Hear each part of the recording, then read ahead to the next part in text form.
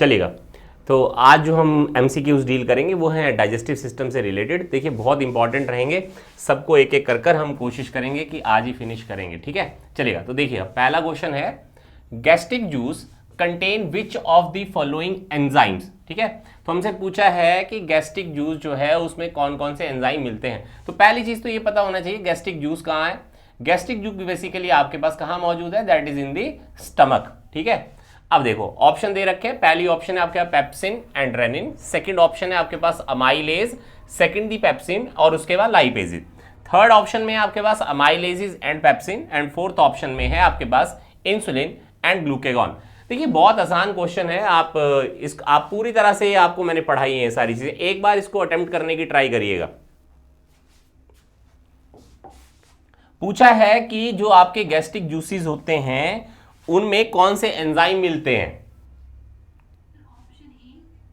Option number A, okay. और कोई attempt करेगा ऑप्शन नंबर ए के अलावा? किसी और को लगता है कोई और आंसर होना चाहिए? चलिएगा, तो समय ना वेस्ट करते हुए देखिए आंसर तो ए ही है। देखिए क्यों, हमने कहा था कि गैस्ट्रिक जूस में बेसिकली दो तरह के एंजाइम मिलते हैं, एक जो एक्टिव है पहले से ही और दूसरे इनएक्टिव एंजाइम्स मिलते थे, ठीक है। जो एक्टिव आपके पास एंजाइम थे वो थी आपके पास गैस्ट्रिक लाइपेजेस, गैस्ट्रिक लाइपेजेस जो एक्टिव फॉर्म में नजर आती हैं, और जो इनएक्टिव फॉर्म में थे वो थे आपके पास दो एंजाइम, एक को हमने कहा था पेप्सिनोजन और सेकंड था आपके पास दैट इज प्रोरेनिन। फिर हमने एक बात कही थी, हमने कहा था गैस्ट्रिक लाइपेजेस तो अपना फंक्शन डायरेक्टली कर पाएंगे क्योंकि एक्टिव फॉर्म में मिल रहे हैं, इनका काम था लिपिड को डाइजेस्ट करने में मदद करना, जबकि पेप्सिनोजन और प्रोरेनिन को आपको एक्टिवेट करवाना है, आपकी बॉडी इसको एक्टिवेट करवाने के लिए एक सेल की मदद लेती है जिसका नाम है पैराइटल सेल, पैराइटल सेल। और इन्हीं पैराइटल सेल्स को हम ऑक्जेंटिक सेल्स भी कहते हैं, और यही आपके पास एचसीएल प्रोड्यूस करते हैं जिसकी कारण पेप्सिनोजन आपके पास कन्वर्ट हो जाएगा into a pepsin that is the active form है ये, और प्रोरेनिन कन्वर्ट हो जाएगी into a rennin that is the active form. Pepsin का काम प्रोटीन की डाइजेशन करना है आपके पास अडल्ट की बॉडी के अंदर, और रेनिन का काम होता है जो मिल्क है उसके अंदर पाए जाने वाली केजिन नाम की प्रोटीन की कोगुलेशन करना या आपके पास डाइजेशन करने में मदद करना, लेकिन बच्चों के अंदर, ठीक है।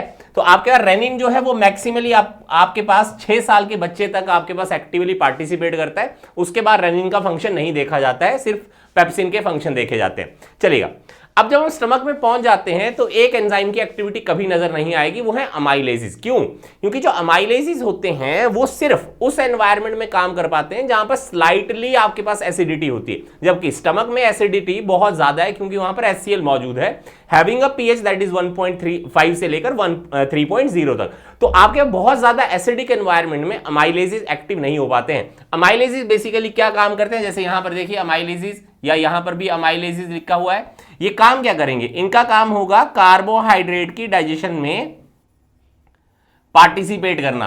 तो आपको सिंपल मालूम है कि अमाइलेजिस तो आपके पास गैस्ट्रिक जूसेस में मिलते नहीं है, तो ये वाला ऑप्शन भी निग्लेक्ट, ये वाला ऑप्शन भी निग्लेक्ट। लास्ट ऑप्शन को देखेंगे that is the insulin and a glucagon. तो इंसुलिन और ग्लूकेगॉन तो बेसिकली आपके पास हार्मोन है जो कहां से रिलीज होते हैं, फ्रॉम द पेनक्रियास। तो इसका मतलब ये वाली ऑप्शन भी निग्लेक्ट है, एक ही ऑप्शन बच जाती है that is option number 1 which is totally correct. तो समझ आया किस तरह से एक्सप्लेन किया और किस तरह से इसका आंसर किया, बहुत बढ़िया। चलिएगा एक और क्वेश्चन देखेंगे, नेक्स्ट क्वेश्चन देखिए।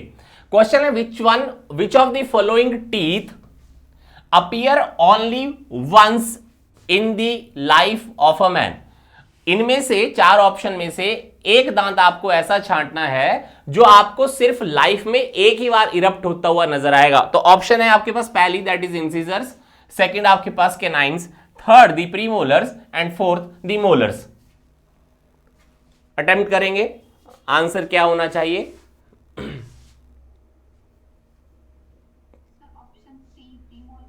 Option C that is a premolar. और कोई अटेम्प्ट करेगा?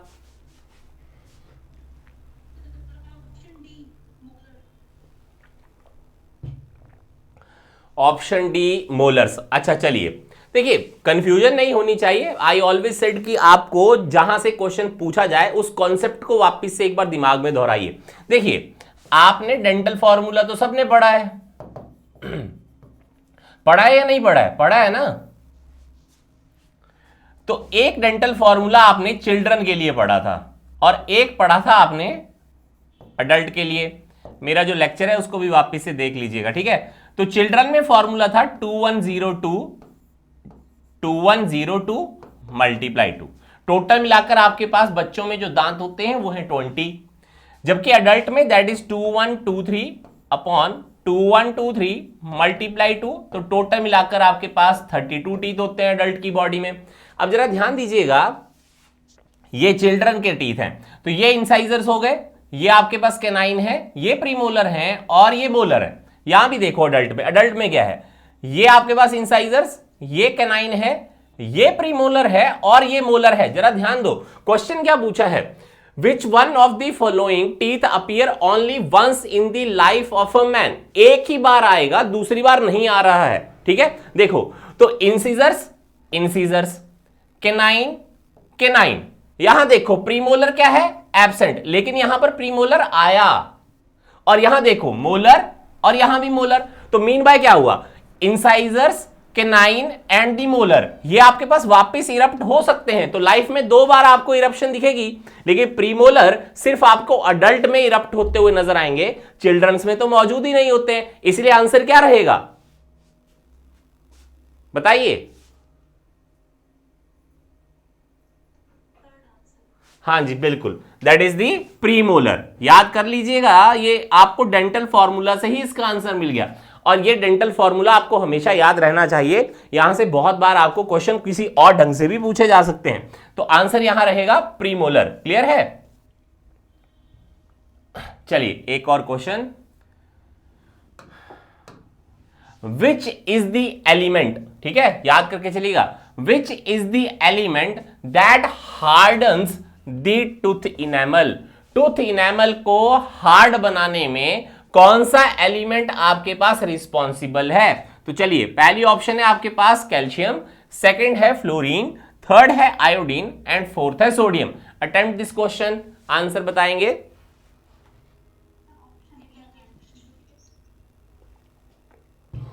एक एक कर कर आंसर अटेम्प्ट करिए, एक एक कर कर, ठीक है।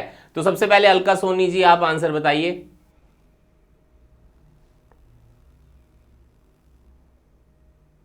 कोई बात नहीं, नहीं आता होगा तो कोई इशू नहीं है, मैं अभी एक्सप्लेन कर दूंगा। अलका सोनी जी मेरी आवाज आ रही है? अस्मा खान, कैल्शियम, ओके। भावना जी, ओके। नेहा कुमारी जी, लिच्छवी सिंह, पल्लवी, अच्छा चलो औरों से क्या पूछूं, बहुत ज़्यादा नंबर हो जाएगा।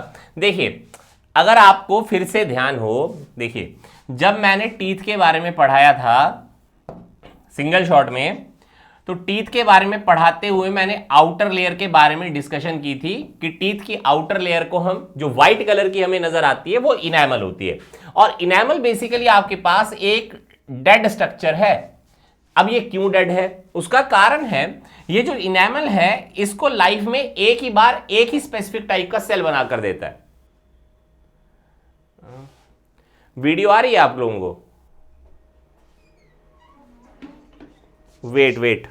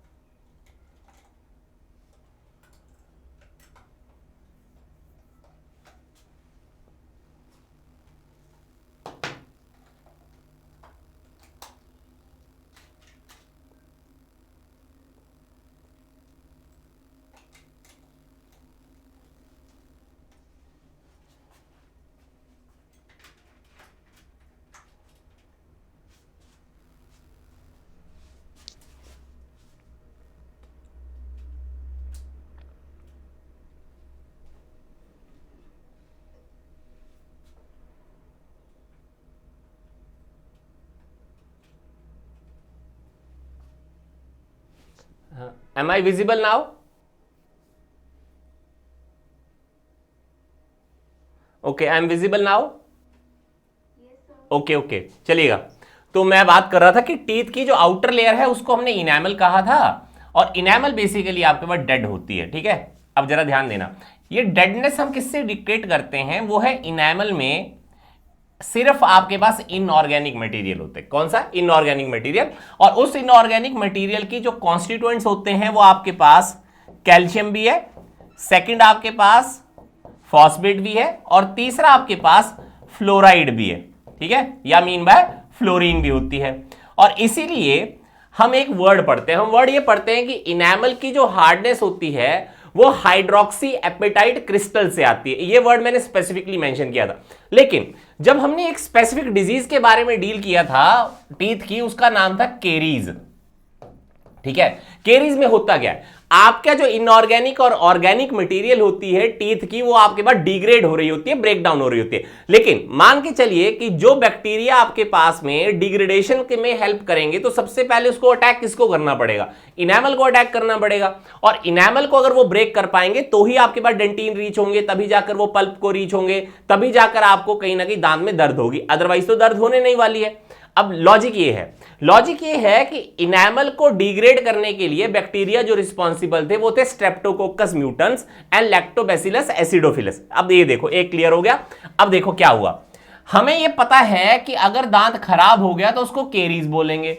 अब इस केरीज से बचाने के लिए स्पेसिफिकली जो आपके पास एलिमेंट आपकी मदद कर सकता है वो सिर्फ आपके पास फ्लोराइड आयन होती है। इसका मतलब ये हुआ कि बैक्टीरिया तो आज भी आपके माउथ में है, आज भी वो बैक्टीरिया आपके इनेमल को ब्रेक डाउन करने की पूरी कोशिश कर रहे हैं, लेकिन वो ब्रेक नहीं कर पाते हैं। उसका मेन कारण है फ्लोराइड का कॉन्स्टिट्यूएंट इनेमल में मिलना, जो उसको डिग्रेडेशन से बचाता है, उसको ताकत प्रोवाइड करता है, रिजिडिटी प्रोवाइड करता है। याद करके चलिएगा, तो फ्लोराइड या फ्लोरीन की वजह से रिजिडिटी आती है, कभी भी कैल्शियम की वजह से रिजिडिटी नहीं आएगी जब हम इनेमल के बारे में बात करेंगे।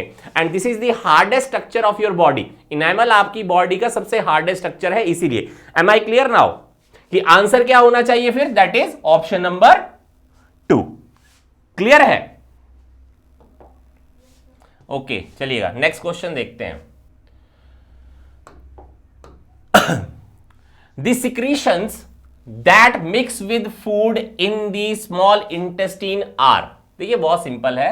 ये पूछा है कि इंटेस्टीन में या मीन बाय जो स्मॉल इंटेस्टीन है उनमें कौन कौन सी सिक्रीशन जो है वो आपके पास मिक्स होती हैं फूड के साथ में, ठीक है। ये ऑप्शन है, पहली ऑप्शन सलाइवा, सेकंड यहां पर लिखा हुआ है gastric juice, and third is the bile. Second option में gastric juice, bile and a pancreatic juice, third bile, pancreatic juice and intestinal juice, and fourth में pancreatic juice, intestinal juice and gastric. देखिए बहुत आसान है।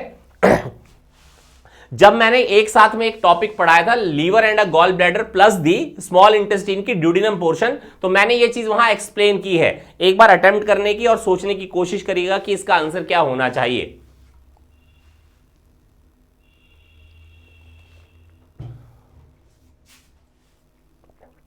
हाँ जी, बहुत आसान question है, समझने की कोशिश करें, बहुत आसानी से आंसर मिल जाएगा। हाँ जी, कौन आंसर करेंगे? Bhavna ji, option number C. Okay, चलिए और कोई अटेम्प्ट करेगा? C option. देखिए जिन्होंने भी सी कहा है वो बिल्कुल सही हैं।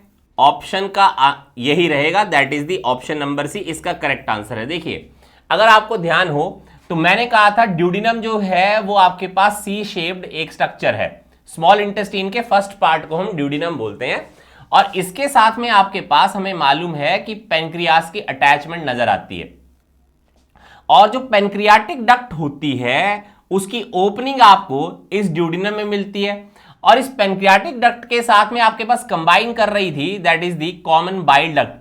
Common bile duct pancreatic duct के साथ जब कंबाइन करती है तो हम उसका नाम लिख देते हैं हिपैटो पेनक्रियाटिक डक्ट। इस हिपैटोपेनक्रियाटिक डक्ट की ओपनिंग आपको ड्यूडिनम में एक पर्टिकुलर पोजीशन पर मिलती है, इसको कहा जाता है एम्पुला ऑफ वेटर। ये मैं बहुत बार एक्सप्लेन कर चुका हूं कि ये बहुत इंपॉर्टेंट है टॉपिक और यहां से बार बार क्वेश्चन पूछेंगे।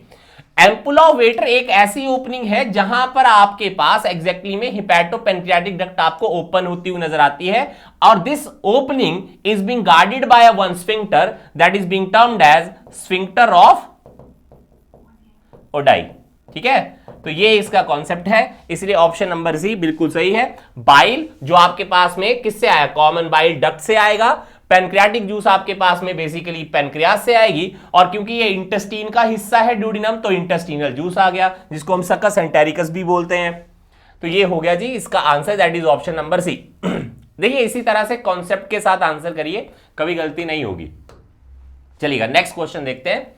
When teeth are different in shape, size and function, then these are called as option number 1 acrodont, second pleurodont, third homodont and fourth heterodont। देखिए ये भी मैं एक्सप्लेन किया हूं पहले ही कि ह्यूमन के टीथ आपके पास बेसिकली 3 ही तरह के होते हैं। तो बताइए आंसर क्या होना चाहिए। क्वेश्चन पढ़िएगा। टीथ जो है वो डिफरेंट शेप, साइज और फंक्शन परफॉर्म करने वाले हैं, तो ऐसे टीथ को हम स्पेसिफिकली क्या बोलेंगे।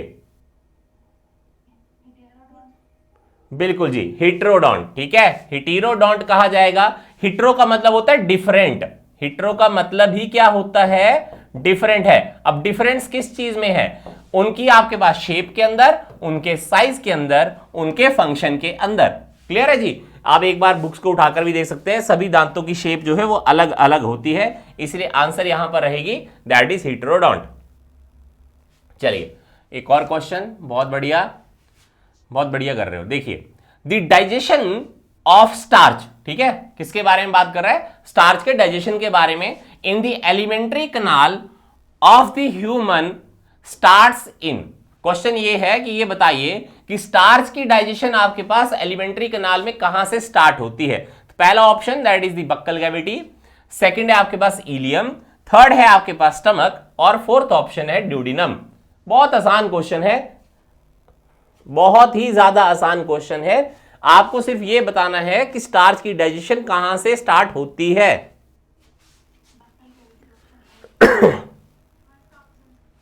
बहुत बढ़िया, जिन्होंने भी बक्कल कैविटी कहा है बिल्कुल सही, क्योंकि हमें मालूम है कि बक्कल कैविटी में आपके पास माउथ के बारे में हम पढ़ते हैं, ठीक है, और इंटरनली आपके पास बक्कल म्यूकोजा के बारे में पढ़ा जाता है, और वहां पर एक स्पेसिफिकली हम चीज पढ़ते हैं that is the salivary glands के बारे में।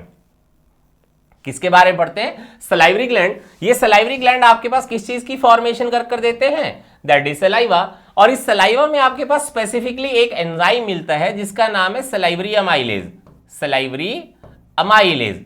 इसको दूसरी तरह से भी हम पढ़ते हैं दैट इज टायलिन, इसको हम टायलिन भी बोलते हैं। अब इस सलाइवरी अमाइलेज या टायलिन का रोल होता है कार्बोहाइड्रेट की डाइजेशन में पार्टिसिपेट करिए। तो स्टार्च इज अ कार्बोहाइड्रेट, इसीलिए आंसर स्पेसिफिकली आपके पास यहां पर that is the buccal cavity रहेगा, क्योंकि यहां पूछा क्या था कि स्टार्च की जो इनिशियल डाइजेशन है वो कहां से स्टार्ट होती है। तो जहां से आपके पास एलिमेंट्री कैनाल स्टार्ट हुई that is the buccal cavity या माउथ, वहीं से आपके पास इसका इग्निशन देखा जाएगा कि कार्बोहाइड्रेट यहीं पर आपका ब्रेकडाउन होते हुए आपको नजर आ जाएंगे। इसके अलावा देखिए सलाइवा के बारे में एक क्वेश्चन और पूछा जाता है। सलाइवा एक स्लाइटली एसिडिक सॉल्यूशन है, कैसा है, स्लाइटली एसिडिक होता है, ये बेसिक सॉल्यूशन नहीं है, ये स्लाइटली एसिडिक है, having a pH of 6.3, on an average कितना रहता है 6.3, लेकिन this pH can vary according to the amount of water you are intaking. ठीक है, कितना पानी आप कंज्यूम करते हैं डे टू डे बेसिस के ऊपर, उसके हिसाब से पीएच वेरी कर सकती है, लेकिन अमूमन देखा यह गया है कि 6.3 एवरेज पीएच आपके पास रहती है। अगर आपके पास ये एवरेज पीएच 6.3 नहीं होगी तो सलाइवरी अमाइलेज आपकी एक्टिविटी जो है वो शो नहीं करेगा। जैसे मान लीजिए अगर आपके पास कहीं ना कहीं जो एसिडिक पीएच होना शुरू हो जाती है जरूरत से ज्यादा, मान लो 4 ही हो गई, आपके पास सलाइवा की पीएच 4 हो गई, तो सलाइवरी अमाइलेज की एक्टिविटी भी रिड्यूस हो जाएगी। अगर 6.3 से अबव चले जाए, बेसिक सॉल्यूशन बनने की ट्राई हो जाए सलाइवा, तो आपके उस समय भी सलाइवरी अमाइलेज की एक्टिविटी रिड्यूस हो जाती है। लेकिन एक क्वेश्चन आपके पास स्पेसिफिकली एम्स में पूछा गया था कि मान लीजिए सलाइवा की आपके पास पीएच जो है वो 2 से भी कम हो जाए, तो अब बताइए सलाइवरी अमाइलेज की एक्टिविटी के ऊपर क्या फर्क पड़ेगा। तो सलाइवरी अमाइलेज पूरी तरह से एसिडिक एनवायरनमेंट में वर्क नहीं कर पाता है, थोड़ा बहुत अगर एसिडिटी झेलने की बात आए तो वो झेल लेगा, मीन बाय 4-3 के बीच में वो झेल सकता है। लेकिन 2 से नीचे चला गया, 2 से भी नीचे चला गया, तो आप समझ लीजिएगा कि सलाइवरी अमाइलेज की एक्टिविटी बिल्कुल नहीं होती है। इसके अलावा एक क्वेश्चन और पूछी जाती है, इसी सलाइवा में आपके पास एंटीबैक्टीरियल एक्टिविटी करने के लिए, वर्ड है एंटीबैक्टीरियल एक्टिविटी करने के लिए आपके लाइसोजाइम्स अवेलेबल होते हैं, LYSOZYME। ये लाइसोजाइम्स बेसिकली आपके पास एंटीबैक्टीरियल, मीन बाय बैक्टीरिया के एक्शन से आपको बचाते हैं।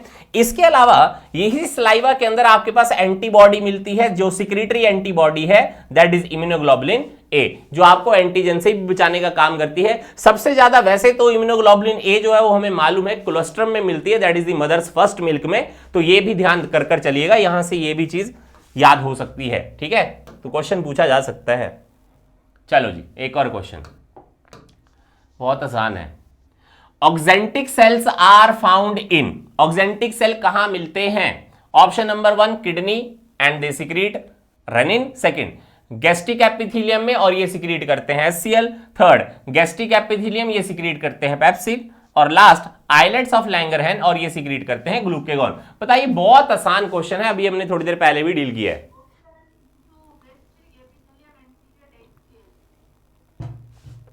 बहुत बढ़िया, गैस्ट्रिक एपिथेलियम में आपको मिलने वाले हैं और ये बेसिकली सिक्रीट करते हैं HCl। मैंने थोड़ी देर पहले भी आपको ये चीज बताई थी। इनका दूसरा नाम क्या बताया था, जरा बताइए। ऑक्जेंटिक सेल के लिए एक और नाम मैंने बताया था, अभी तो बताया, पेराइटल सेल्स। चाहे ऑक्जेंटिक सेल लिख लो चाहे पैराइटल सेल लिख लो, इनका रोल आपके पास HCl की सिक्रीशन करना ही होता है। और स्पेसिफिकली एक और चीज बता दूं, ये जो ऑक्जेंटिक सेल्स हैं या जो पैराइटल सेल्स होते हैं, ये सबसे ज्यादा अबंडेंट मात्रा में पाए जाने वाले गैस्ट्रिक म्यूकोजा के सेल्स होते हैं। गैस्ट्रिक एपिथेलियम में सबसे ज्यादा क्वांटिटी पैराइटल सेल या ऑक्जेंटिक सेल की ही मिलती है। इसके अलावा एक और चीज नोट कर लीजिएगा, ये जो आपके पास पैराइटल सेल्स होते हैं, ये आपके पास जो फंडी ग्लैंड्स होते हैं उनमें मौजूद होते हैं। कार्डी ग्लैंड और पाइलोरी ग्लैंड में आपके पास सिर्फ गॉबलेट सेल थे, फंडी ग्लैंड में पाए जाने वाले सेल हैं ये, स्पेसिफिकली याद करके चलना ये चीज, ठीक है। अब हमें ये मालूम है कि अगर आपके पास HCl आपके पास पैराइटल सेल के द्वारा बनाया जाएगा, तो ये HCl आपके पास इंट्रिंसिक कासल फैक्टर की एक्टिविटी लेकर आता है। Intrinsic castle factor, intrinsic castle factor बनाता कौन है? ये भी तो आपके पैराइटल सेल या ऑक्जेंटिक सेल ही बनाते हैं, लेकिन इनकी एक्टिविटी तभी हो पाएगी जब आपके पास स्टमक का एसिडिक एनवायरनमेंट होगा। देयर इज सम इशू, ठीक है। अब वीडियो आ रही है, there is some technical error, wait, समझ नहीं आ रहा क्या हो रहा है।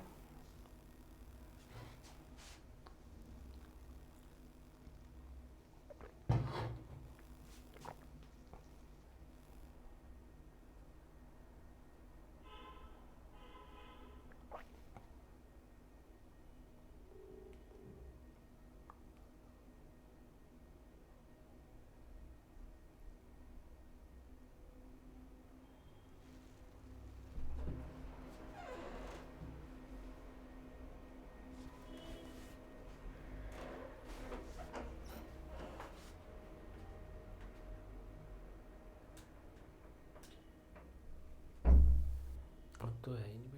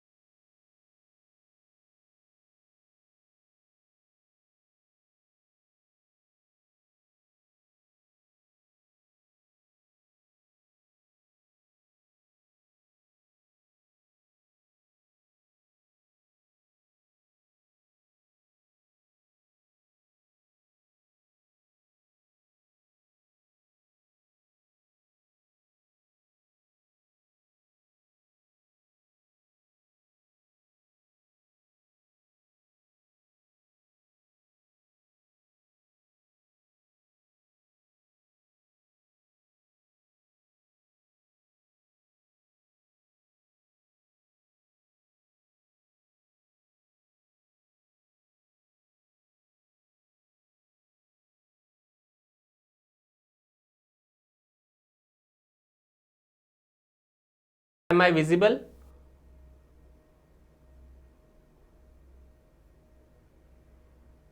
क्या मैं दिख रहा हूं? ओके ओके ठीक है। तो हमने ये कहा कि HCl के बिना आपके पास में इंट्रिंसिक कासल फैक्टर की एक्टिविटी नहीं हो सकती है, और intrinsic castle factor vitamin B12 की एब्जॉर्प्शन में मदद करता है, ये ध्यान करने वाली बात है। लेकिन अगर मान लीजिए इंट्रिंसिक कासल फैक्टर की डेफिशिएंसी हो जाती है तो उससे अनीमिया आएगा, क्योंकि vitamin B12 is basically required, जो आपके पास कहीं ना कहीं आरबीसी की मेच्योरिटी लेकर आता है। तो अगर आपके पास में इंट्रिंसिक कासल फैक्टर की अच्छी एक्टिविटी नहीं हो पाएगी तो विटामिन B12 की एब्जॉर्प्शन अच्छे से नहीं हो सकती है, और आपके पास एक अनीमिया होगा जिसको परनीशियस अनीमिया बोला जाता है। क्या नाम दिया जाता है? That is pernicious anaemia. Pernicious anaemia, ये ध्यान करना, यहां से भी क्वेश्चन पूछते हैं। इसके अलावा एक क्वेश्चन और पूछ लेते हैं, ये जो विटामिन B12 है इसमें कौन सा मिनरल आपके पास ये एलिमेंट मौजूद होता है? वो है आपके पास दैट इज कोबाल्ट। ये मैं पहले भी डिस्कस कर चुका हूं, लेकिन मैंने यहां पर क्योंकि क्वेश्चन था तो ये आपको मैंने बता दिया। ठीक है, चलिएगा एक और क्वेश्चन को देख लेते हैं। देखिएगा, the main purpose of the large intestine is to absorb. Large intestine का मेन पर्पस क्या है? तो अल्कोहल की एब्जॉर्प्शन करना, वाटर की एब्जॉर्प्शन करना, फैटी एसिड की एब्जॉर्प्शन करना, या डाइसेक्राइड की एब्जॉर्प्शन करना? आंसर बहुत बढ़िया। जिन्होंने भी ये कहा है कि ये वाटर की एब्जॉर्प्शन में रोल प्ले करता है वो बिल्कुल सही है, क्योंकि आपके पास जो ड्राई फीसिस की फॉर्मेशन है वो लार्ज इंटेस्टाइन के द्वारा की जाती है, और लार्ज इंटेस्टाइन ड्राई फीसिस तभी बना पाएगा जब वहां पर वाटर की एब्जॉर्प्शन होगी। याद कर लीजिएगा, ये एक इंपॉर्टेंट थिंग है। लेकिन ये चीज भी ध्यान रखिएगा कि स्मॉल इंटेस्टाइन में मैक्सिमम वाटर की एब्जॉर्प्शन होती है, लार्ज इंटेस्टाइन के कंपैरिजन में जो जेजुनम एरिया होती है उसमें सबसे ज्यादा वाटर की एब्जॉर्प्शन होती है। चलिएगा एक और क्वेश्चन देखते हैं। Men cannot digest cellulose, but cow and other herbivore animals can take food containing cellulose because। क्यों होता है ऐसा? देखिए पहली option, they have enzyme cellulase in their stomach, they masticate it well by chewing teeth, they have bacteria in their alimentary canal which digest the cellulose and none of the above। बहुत simple है, ये भी मैंने आपको पढ़ाया है।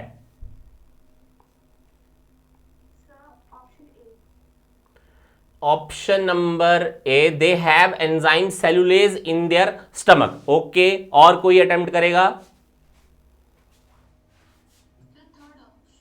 Third option, they have bacteria in their alimentary canal. हाँ जी बिल्कुल सही, this option is totally correct है। अब आप बोलेंगे सर ये वाला ऑप्शन क्यों नहीं करेक्ट है और ये ऑप्शन क्यों करेक्ट है? देखिए यहां पर वर्ड लिखा गया है कि एंजाइम सेलुलेज जो है वो स्टमक में मौजूद है, जबकि वो स्टमक में मौजूद नहीं होता है। ये हमें पता होना चाहिए। वो तो हमेशा कहां पर मौजूद होगा? दैट इज इंटेस्टाइन में, तो स्टमक में नहीं है। इसीलिए ये वाला ऑप्शन पूरा गलत है। बेस्ट ऑप्शन यहां पर ये है कि they have the bacteria in the alimentary canal, जो आपके पास सेलुलोज को डाइजेस्ट कर कर आपको दे सकते हैं। तो ये ऑप्शन बिल्कुल सही रहेगा, that is option number C. चलेगा next question. Duct of Santorini जो है वो आपके पास किस नाम से और जानी जाती है? ठीक है, देखो पहली है एसेसरी पेनक्रियाटिक डक्ट, उसके बाद main pancreatic duct, parotid duct and a bile duct. बताइए, ये भी मैं बता चुका हूं, सारी चीज बताइए आप लोगों को।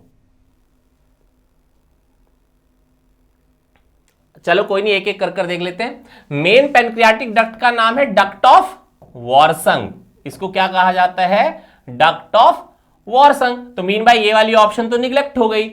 पैरोटिड जो डक्ट है उसका नाम है स्टेंसन, इसको तो स्टेंसन्स डक्ट बोलते हैं। ये तो पैरोटिड ग्लैंड की डक्ट है, तो ये भी आपके पास नहीं होगा। उस तीसरी आती है यहां पर ऑप्शन, ये भी गलत है क्योंकि बाइल डक्ट जो है ये तो किसकी डक्ट है? ये तो लीवर की डक्ट होती है, तो इसका मतलब ये भी ऑप्शन गलत। एक ही बच गई, that is accessory pancreatic duct को हम डक्ट ऑफ सेंटोरिनी के नाम से जानते हैं। इमल्सिफिकेशन ऑफ फैट जब हमने पढ़ा था तो भी मैंने इसके बारे में बताया था। इसके अलावा जब लीवर, गॉल ब्लैडर और ड्यूडिनम के पार्ट को हमने इकट्ठा कर पढ़ा था, वहां भी मैंने ये चीज बताई है, तो वापस उसको देख लीजिएगा। चलेगा next. Which cell of the liver act as phagocyte? ये भी मैं बता चुका हूं कि लीवर का वो कौन सा सेल है जो फैगोसिटिक एक्टिविटी आपको कर दे सकता है। तो पहली ऑप्शन यहां एसिनर सेल्स है, उसके बाद कफर सेल है, थर्ड हेंसन सेल है, और फोर्थ आपके पास डाइटर सेल्स हैं। बताइए आंसर क्या होना चाहिए? ऑप्शन नंबर बी, हाँ जी बिल्कुल सही। कफर सेल जो हैं ये बेसिकली आपके पास फैगोसाइटोसिस परफॉर्म करते हैं लीवर के इनसाइड में, और ये कफर सेल किसकी मॉडिफिकेशन होते हैं, that is the macrophages. Deiter cell आपको कहां पर मिलते हैं, ये मिलते हैं आपके पास ईयर के अंदर। ये जो हैंसन सेल्स होते हैं ये रिस्पॉन्सिबल होते हैं लेप्रोसी को लाने के लिए, एक बीमारी है लेप्रोसी में आपको नजर आएंगे। और एसिनर सेल आपके पास में जो सलाइवरी ग्लैंड होते हैं उनमें भी नजर आते हैं, और इसके अलावा जो पेनक्रियास होती है उसमें भी आपको ये सेल नजर आते हैं। ठीक है, तो ये आपके सारे ऑप्शन गलत हैं, सिर्फ आपके पास Kupffer cell it's a better option यहां पर। चलिएगा next, dentition of most of the mammals is, ठीक है बहुत आसान सा क्वेश्चन है। हिटेरोडोंट, सेकंड डायफाइडोंट, थर्ड आपके पास ऑप्शन है थीकोडोंट, और फोर्थ ऑप्शन है ऑल ऑफ द अबव। बताइए। बहुत बढ़िया, जिन्होंने भी ये कहा है ऑल ऑफ द अबव होना चाहिए। देखिए हिटेरोडोंट हमने पहले ही पढ़ा था अभी कि जो आपके मॉर्फोलॉजिकल चेंजेस हैं वो आपके पास बहुत ज्यादा नजर आएंगी दांतों के बीच में, तो उनको हिटेरोडोंट बोल दिया जाता था। शेप में, साइज के अंदर, उनके फंक्शन के अंदर वेरिएशन है। डायफाइडोंट का मतलब हुआ लाइफ टाइम में 2 बार आपके दांत आते हैं, एक बार प्राइमरी टीथ फिर उसके बाद परमानेंट टीथ। तीसरा आता है थीकोडोंट। थीकोडोंट का मतलब होता है जो आपके टीथ एम्बेडेड हैं सॉकेट में, teeth embedded in the socket. आपका जो जॉ होता है उस जॉ में आपके पास में खड्डे हैं, उनमें आपके पास रूट एम्बेडेड होती है, तो इनको बेसिकली हम थीकोडोंट बोलते हैं। मीन बाय हमारे जो दांत हैं ये मैमल्स के दांत हिटेरोडोंट टाइप के भी होंगे, डायफाइडोंट के टाइप के भी होंगे, और थीकोडोंट टाइप के भी होंगे। तो answer will be all of the above. चलिएगा नेक्स्ट क्वेश्चन देखेंगे। Caecum is meant for, caecum का क्या फंक्शन है। चलिएगा, पहला digestion of the cellulose, second digestion and absorption of the cellulose, third storage of the fat, and last is storage of the faecal matter.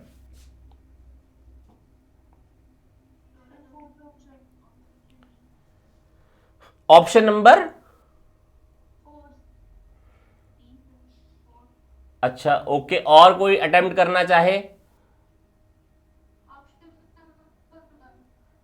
Option number, चलो जी देखो ये caecum है, तो caecum it's a part of a large intestine. किसका हिस्सा है, large intestine का। और दूसरी बात यह है कि सीकम तो वेस्टिजियल हो गया है।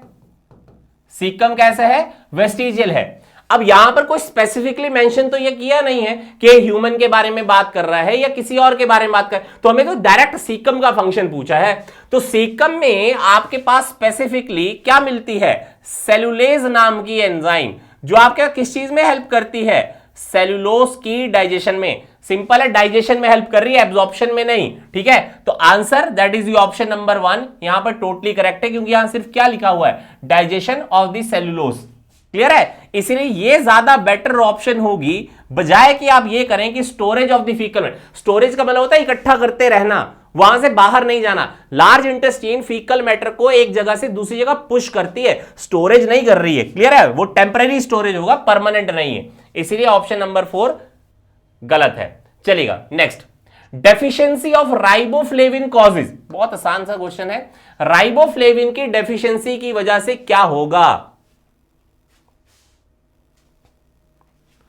मैंने कहा था कि विटामिन बहुत इंपॉर्टेंट होते हैं, विटामिन से क्वेश्चन पूछेंगे। चलो कोई बात नहीं, अगर वैसे ना आता हो तो हमें वैसे ढूंढना चाहिए answer. Berry berry, berry berry किसकी डेफिशिएंसी की वजह से होती है, B1 की। इसको क्या बोलते हैं, दैट इज थियामीन। ठीक है, तो ये तो नहीं होगा। सेकंड देखते हैं, ये मान लीजिए प्लेग्रा है। प्लेग्रा किससे कॉज होती है, आपके विटामिन B3 की डेफिशिएंसी से। B3 को क्या कहा जाता है, नियासिन। तो आपके पास ये और ये तो गलत हो गया। उसके बाद आया मेगैलोब्लास्टिक अनीमिया। मेगैलोब्लास्टिक अनीमिया आपके पास कब होती है, जब फोलिक एसिड की डेफिशिएंसी होती है। किसकी डेफिशिएंसी, फोलिक एसिड। अब फोलिक एसिड क्या है, that is a vitamin B9। तो आपके इसका मतलब है कि ना तो ये ऑप्शन सही है, ना ये सही है, ना ये सही है। आंसर चिलोसिस होगा। Cheilosis is a vitamin B2 की डेफिशिएंसी की वजह से होता है, जिसको हम राइबोफ्लेविन बोलते हैं। तो ये आपके पास सबसे बेटर आंसर है। देखिए विटामिन को बहुत अच्छे से पढ़िएगा, एक क्वेश्चन तो आपको पक्का मिलेगा। चलेगा नेक्स्ट देखते हैं, xerophthalmia in children and nyctalopia in adults is caused by the deficiency of, बहुत सिंपल है, ठीक है, सबने पढ़ा है, बहुत बढ़िया, विटामिन ए की डेफिशिएंसी की वजह से बच्चों के अंदर जीरोपथेल्मिया देखने को मिलती है, और निक्टिलोपिया दैट इज नाइट ब्लाइंडनेस जो है वो आपके पास अडल्ट में देखने को मिलती है। जीरोपथेल्मिया का मतलब याद है मैंने क्या कहा था? मैंने कहा था कि ड्राई आईज हो जाएंगी और आपके पास जो बेसिकली ग्लैंड्स हैं वो आपके पास अनफंक्शनल हो जाते हैं, ये चीज ध्यान रख के चलना। चलिएगा next, vitamin containing cobalt is, कौन से विटामिन में कोबाल्ट मिलती है? अभी मैंने बताया विटामिन B12, विटामिन B12 में, क्योंकि विटामिन B12 का दूसरा नाम क्या है? दैट इज साइनोकोबालामिन, इसीलिए कोबाल्ट कंटेनिंग विटामिन है। Am I clear? ये भी सही है, चलिएगा, तो ये भी चीज हमें समझ आ गई। चलिएगा नेक्स्ट, लिखता है पेयर पैचेस जो होते हैं वो क्या मैन्युफैक्चर करते हैं? बहुत आसान सा क्वेश्चन है, ये हमने ह्यूमन हेल्थ एंड डिजीज में भी पढ़ा था, और हमने जो डाइजेस्टिव सिस्टम था वहां पर भी ये चीज के बारे में डील किया है। पेयर पैचेस जो हैं वो आपके पास में क्या मैन्युफैक्चर करते हैं? ऑप्शन नंबर 1 एरिथ्रोसाइट, सेकंड आपके lymphocyte, third mucus and fourth is the digestive enzymes. बताइए। बहुत बढ़िया, किसने कहा है? नाम बता दें। चलो, लिम्फोसाइट यहां पर बिल्कुल सही आंसर है। देखिए पेयर पैचेस क्या होते हैं? ये स्मॉल इंटेस्टीन में पाए जाने वाला वो हिस्सा होता है जहां पर आपके विलाइज एब्सेंट होते हैं। क्या एब्सेंट होते हैं? विलाई एब्सेंट होते हैं। लेकिन ये पेयर पैचेस आपके पास में काम क्या करते हैं? ये बी लिम्फोसाइट की प्रोडक्शन करते हैं। किसका काम करते हैं? बी लिम्फोसाइट की प्रोडक्शन करेंगे ताकि एंटीबॉडी की फॉर्मेशन कराई जा सके, एंटीजन के साथ लड़ाई करने में मदद हो सके। याद करके चलिएगा। तो इसीलिए आंसर यहां पर क्या रहेगा? That is lymphocyte. क्लियर है जी मैंने क्या कहा? चलिएगा नेक्स्ट देखते हैं। The quick movement of a food into a oesophagus is due to, बहुत आसान है। पहला lubrication of a food by the saliva, second peristaltic movement, third आपके पास है ग्रेविटेशनल पुल की वजह से, या ऑल ऑफ दी अबव। ये मैं बताया हूं।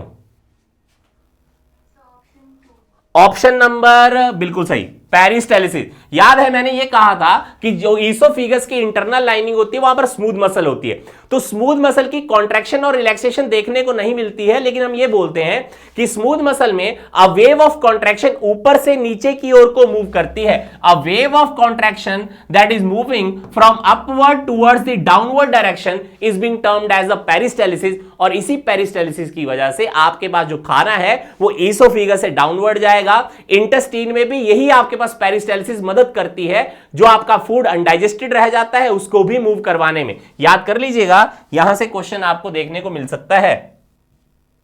चलिएगा, सकस एंटेरिकस क्या है? बहुत ही आसान क्वेश्चन। ऑप्शन नंबर,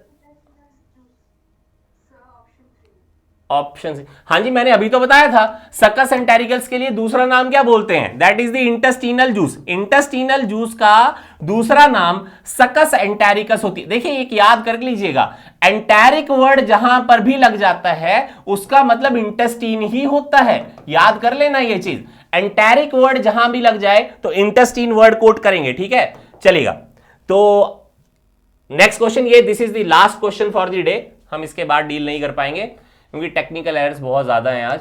चलिएगा, लास्ट क्वेश्चन ये रहा। Absorptive surface of small intestine is increased due to presence of, बहुत आसान है। हमें से ये पूछा गया है कि स्मॉल इंटेस्टाइन में जो एब्जॉर्प्टिव सरफेस है वो किसकी वजह से इंक्रीज होता हुआ आपको नजर आता है? पहली ऑप्शन क्रिप्ट ऑफ ल्यूबरकुहन की वजह से, सेकंड विलाई की वजह से, थर्ड ब्रूनर ग्लैंड्स की वजह से, या सबकी वजह से? बहुत बढ़िया, जिन्होंने भी आंसर विलाई किया है बहुत बढ़िया। कारण विलाई क्या होते हैं? आपका जो इलियम रीजन होती है स्मॉल इंटेस्टाइन की, वहां पर आपको फिंगर लाइक प्रोजेक्शंस नजर आती हैं।